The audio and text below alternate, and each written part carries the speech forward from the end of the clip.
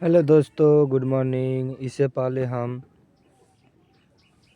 पहले हम लोग मेटाप्लाज्मी के बारे में पढ़ लिए थे और आज हम इसे आगे पढ़ेंगे। तो चलिए देखते हैं।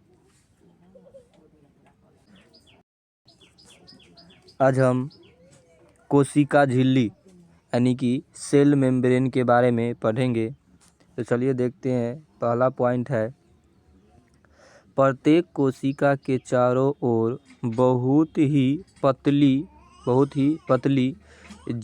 जीवित मुलायम तथा लचीली झिल्ली होती है जो कोशिका झिल्ली कहलाती है। यह लगभग 75 एंगस्ट्रॉम मोटा होता है। कहने का मतलब है कि जो कोशिका झिल्ली ये प्रत्येक कोशिका के चारों ओर होती है। तो कोशिका झिल्ली कहाँ होती है? तो कोशिका के चारों ओर स्थित होती है। जितनी भी कोशिका होती है वो सभी कोशिका के चारों ओर कोशिका झिल्ली होती है। और कोशिका झिल्ली की प्रकृति क्या होती है? तो यह पतली, मुलायम और लचीली होती है। कोशिका झिल्ली क्या होती है? तो पतली भी होती है, मुलायम भी होती है और लचीली भी होती है। इसीलिए उसे कोशिका झिल्ली कहते हैं। यानी कि एक शब्दों में बात यह है कि कोशिका झिल्ली है वह एक झिल्ली मेम्ब्रेन है, सेल मेम्ब्रेन है, जो कि किसी भी कोशिका के चारों ओर स्थित होती है। उसे ही कोशिका झिल्ली यानी कि सेल मेम्ब्रेन कहते हैं। और यह पतली जीवित और लचीली मुलायम होती है। और पूछा जाएगा कि कोशिका की मोटाई कितनी होती है? तो कोशिका की मोटाई 75 एंगस्ट्रॉम होता है। कोशिका की मोटाई कितनी होती है? तो 75 एंगस्ट्रॉम होता है। अगला है कोशिका झिल्ली। कोशिका को दूसरी कोशिका तथा बाहरी आवरण से अलग रखती है। तो जो कोशिका झिल्ली है वह उसमें स्थित कोशिका के चारों ओर, उसमें स्थित कोशिका के जो बाहरी आवरण होता है, जो भी क्रिया होती है उससे सुरक्षित रहता है। कोशिका झिल्ली कोशिका के अंदर होने वाली क्रिया को सुरक्षित रखता है और बाहर होने वाली क्रिया को बचाता है। उसे ही कोशिका झिल्ली कहते हैं। उसके बाद है कोशिका झिल्ली अर्धपारगम्य। कोशिका झिल्ली क्या होती है? तो कोशिका झिल्ली अर्धपारगम्य होती है। कोशिका झिल्ली क्या होती है? तो कोशिका झिल्ली अर्धपारगम्य होती है या रचनात्मक पारगम्य होती है। तो कोशिका झिल्ली क्या होती है? तो कोशिका झिल्ली अर्धपारगम्य होती है या रचनात्मक पारगम्य होती है। क्योंकि इस झिल्ली से होकर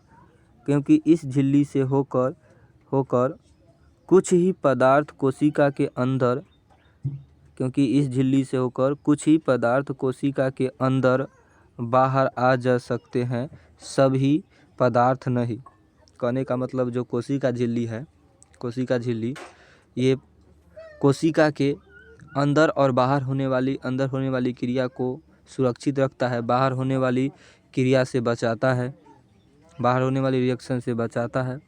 और कोशिका में सभी पदार्थ अंदर नहीं आ सकता है। कोशिका में कुछ ही पदार्थ है जो कोशिका झिल्ली के पार करके अंदर आ सकता है, सभी पदार्थ नहीं आ सकता है। ठीक है। अगला पॉइंट है कोशिका झिल्ली लिपिड। कोशिका झिल्ली किससे? तो कोशिका झिल्ली लिपिड और प्रोटीन से बनी होती है। तो कोशिका झिल्ली किससे बनी होती है? तो लिपिड और प्रोटीन से मिलकर बनी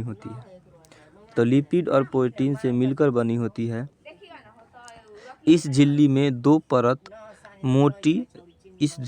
दो परत प्रोटीन की तथा इसके बीच की एक परत वसा की होती है।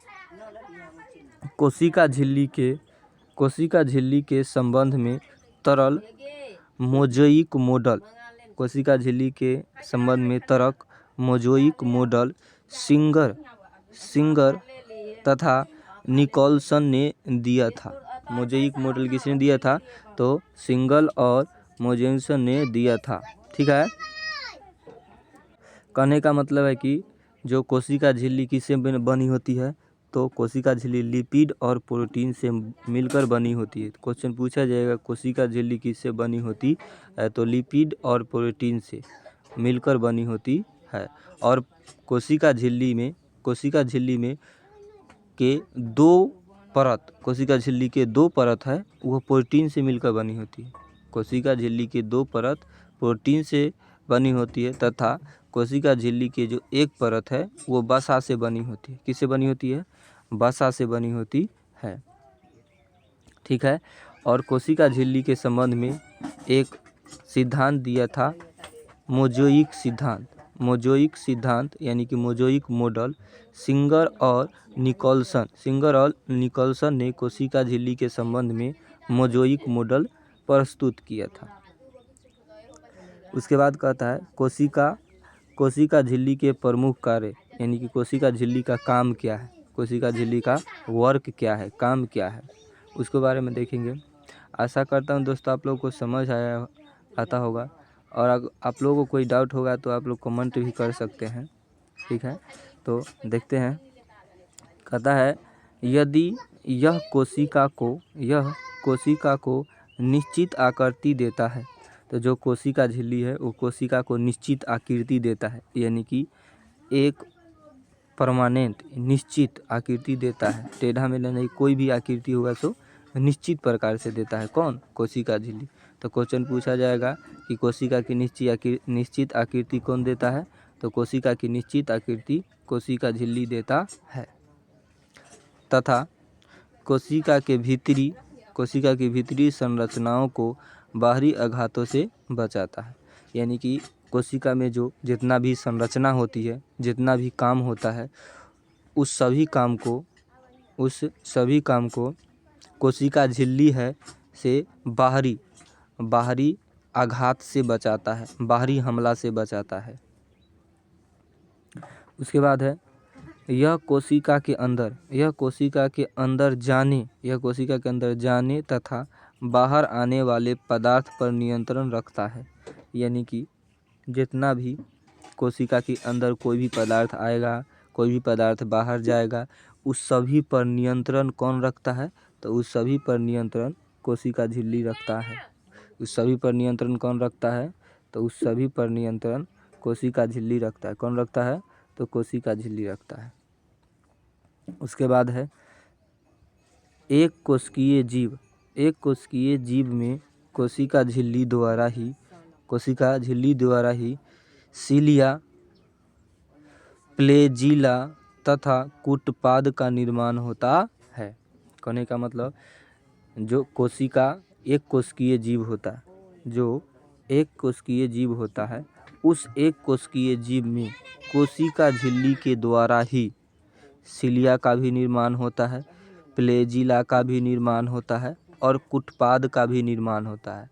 एक कोशिकीय झिल्ली में सीलिया, फ्लैजिला और कूटपाद तीनों का निर्माण कोशिका झिल्ली के माध्यम से ही होता है। कोशिका झिल्ली के माध्यम से ही होता है। उसके बाद है कोशिका द्वारा होने वाली परासरण तथा विसरण की क्रिया। कोशिका द्वारा होने वाली परासरण तथा विसरण की क्रिया कोशिका झिल्ली द्वारा ही संपन्न होता है। यानी कि जो कोशिका के अंदर परासरण की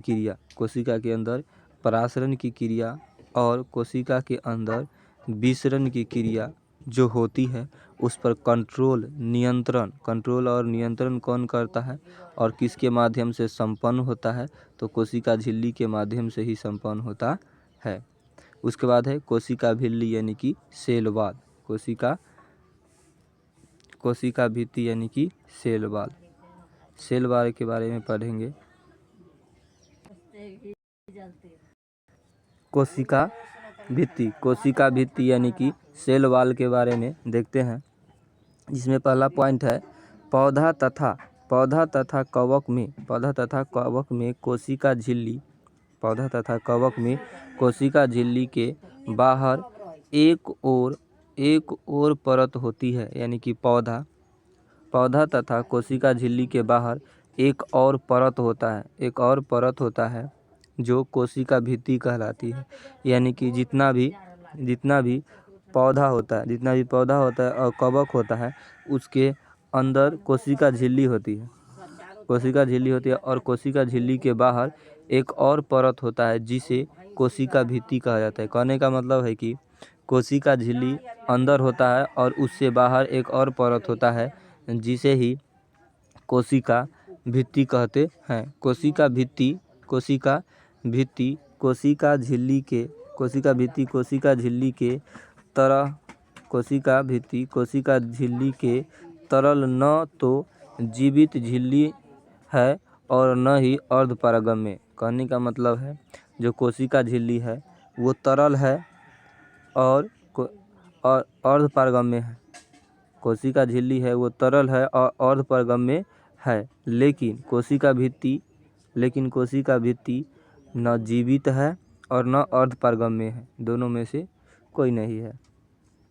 उसके बाद है कोशिका भित्ति 3 परतों का बना होता है। कोशिका भित्ति कितने परत से मिलकर बना होता है? तो कोशिका भित्ति 3 परतों से मिलकर बनी होती है। एक मोटी भित्ति है। कोशिका भित्ति एक मोटी भित्ति है। पौधों को कोशिका भित्ति सेलुलोज से बना होता है। तो पौधों का कोशिका भित्ति किससे बना होता है? तो सेलुलोज से बना होता है तथा हेमी सेलुलोज की बनी होती है। तो जो कोशिका भित्ति है वो सेलुलोज तथा हेमी सेलुलोज से मिलकर बना होता है। पौधे का कोशिका भित्ति सेलुलोज और हेमी सेलुलोज से मिलकर बना होता है। तो जो कवक की कोशिका भित्ति सेलुलोज से मिलकर बनी होती है और पौधे की कोशिका भित्ति हेमी सेलुलोज से मिलकर बनी होती है तथा कवक की कोशिका भित्ति काइटिन से बनी होती है। कवक की कोशिका भित्ति किससे बनी होती है? तो काइटिन तथा हेमी सेलुलोज की बनी होती है। तो जो पौधा की कोशिका भित्ति सेलुलोज तथा हेमी सेलुलोज से बनी होती है, वही कवक की कोशिका भित्ति काइटिन तथा हेमी सेलुलोज से मिलकर बनी होती है। उसके बाद है कोशिका भित्ति के प्रमुख कार्य, यानी कि कोशिका भित्ति का क्या काम है। पहला काम है, कहता है यह भित्ति पौधे के कोशिका की रक्षात्मक परत है। यानी कि जो कोशिका भित्ति है यह पौधा के रक्षात्मक परत है। क्या है? रक्षात्मक परत है जो कोशिका को निश्चित आकार, मजबूती तथा सुरक्षा प्रदान करता है। तो जो कोशिका भित्ति है वो पौधे को निश्चित आकार और मजबूती तथा सुरक्षा प्रदान करता है। क्या करता है? निश्चित आकार, मजबूती तथा सुरक्षा प्रदान करता है। कौन? कोशिका भित्ति। उसके बाद है यह कोशिका को सूखने से बचाता है। तो जो कोशिका भित्ति है वो कोशिका को सूखने से बचाता है। किससे बचाता है? तो सूखने से बचाता है एवं विभिन्न कोशिकाओं को जुड़ने में कार्य करता है। क्या करता है? तो विभिन्न कोशिकाओं को जुड़ने में काम करता है। उसके बाद है कोशिका भित्ति एक निर्जीव संरचना है। तो कोशिका भित्ति क्या है? तो कोशिका भित्ति एक निर्जीव यानी कि जीव वाला संरचना, एक निर्जीव संरचना है जो पारगम्य होती है। कोशिका भित्ति क्या होती है? पारगम्य होती है, लेकिन कोशिका झिल्ली अर्धपारगम्य होती है और कोशिका भित्ति पारगम्य होती है। और यह कोशिका झिल्ली को भी सुरक्षा रखता है। यानी कि जो कोशिका भित्ति है वो पारगम्य होती है और यह कोशिका झिल्ली को भी सुरक्षित रखता है। आशा करता हूँ कि दोस्तों आप लोग समझ गए